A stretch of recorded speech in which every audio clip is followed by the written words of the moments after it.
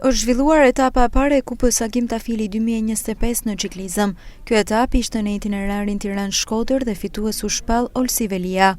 Ky i fundit tha se është krenar që arriti të fitojë etapën e parë të Kupës me emrin e madh të Agim Tafilit. Emocionet janë shumë mëdha sepse kjo është nder një sportistit të Shkodrës, Agim Tafili, që ka dhënë shumë për sportin e ciklizmit dhe është nder që ta fitojë. Dhe unë kam shumë vite që garoj dhe kam 4 tituj të Agim Tafilit dhe është nder ta kem përsëri një tjetër. Ndërkohë dhe presidenti i Federatës Shqiptare të Ciklizmit, Skënder Anxhaku, tha se është kënaqësi e madhe të jenë në një qytet si Shkodra që ka traditë ciklistike.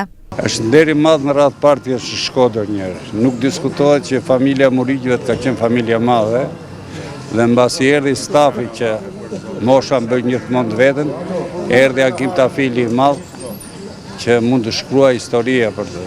Po jo vetëm Agim Tafili, gjithashtu Ibrahim Syke, gjithashtu Siti Tafili, gjithashtu dhe Leonard Kola që ishte në tim si tyre mbrapa. Këto kanë qenë nga njerëzit më të fortë vitet 75, 85 deri në 90 ka pasur një përgatitje të jashtëzakonshme, ka qenë dhe regjimi i atill, se sot jo shikoni se si janë momentet e koha. Po japim këtë intervistë sot kur Shkodra është edhe qyteti i sport. Po ashtu, Federata Shqiptare e Ciklizmit në bashkëpunim me Bashkinë Shkodër zhvilluan edhe ekspozitën 100 vjet ciklizëm në Shqipëri, ku dekoruan sportistë dhe gazetarë me mirënjohje.